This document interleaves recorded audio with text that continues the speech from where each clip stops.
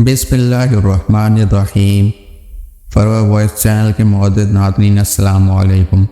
ناظرین، ہم نے جب سے ہوش سنبھالا ہے یہ سن رہے ہیں کہ صہیونی ایک سرخ گائے پیدا ہونے کا انتظار کر رہے ہیں تاکہ اسے یروشلم میں جبل زیتون پر قربان کر کے جلایا جائے۔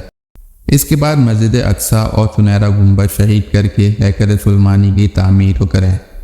ہمیں ایسا لگتا تھا کہ شاید وہ وقت بہت دور ہے، ہم تب تک کہاں زندہ ہوں گے، لیکن وہ وقت قریب آ گیا ہے۔ یہودیوں کا یہ خواب پورا ہونے جا رہا ہے۔ کئی سالوں سے اس گائے کی تلاش جاری تھی۔ آپ نے اگر سورہ بقرہ میں گائے کا قصہ پڑھا ہو تو آپ جانتے ہوں گے کہ جس گائے کی قربان کرنے کا بنی اسرائیل کو حکم دیا گیا تھا اور اس کی خصوصیات کیا تھیں، اب بھی اسی خصوصیات کی گائے کی تلاش ہو رہی تھی۔ امریکی ریاست ٹیکساس اپنے سرخ گایوں کے لیے مشہور ہے اور کئی سال کی تلاش کے بعد ستمبر 2022 میں ایسی 5 بچڑیاں تلاش کر لی گئیں اور ان کو فلسطین پہنچایا گیا اور ان کی لوکیشن خفیہ رکھی گئی۔ باقاعدہ طور پر ان کے معائنے وغیرہ بھی ہوتے رہے اور اب 4 گائے ایسی تیار ہیں جن کو قربانی کے لیے موضوع قرار دیا گیا ہے۔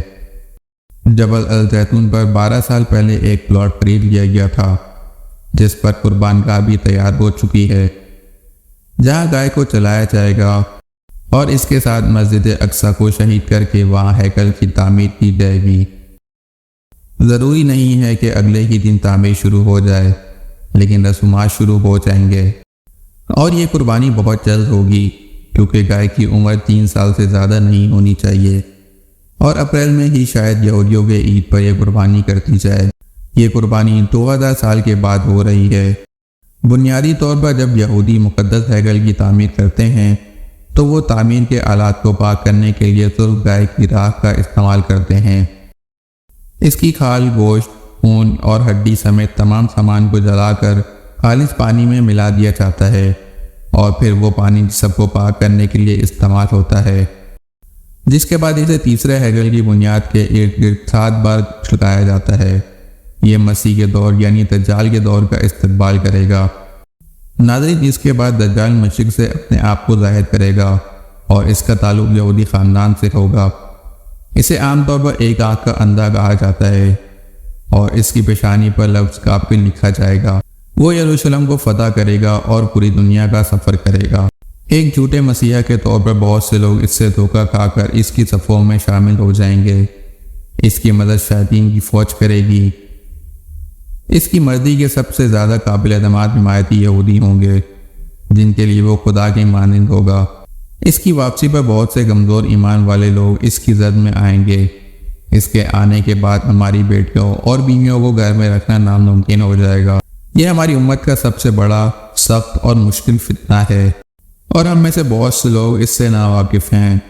براہ کرم اس کے بارے میں جانیں اور اپنا ایمان بنانے کی کوشش کریں کیونکہ دجال ہمارے ایمان سے کھیلنے والا ہے۔ یقین نہیں آ رہا کہ وہ وقت آ گیا ہے۔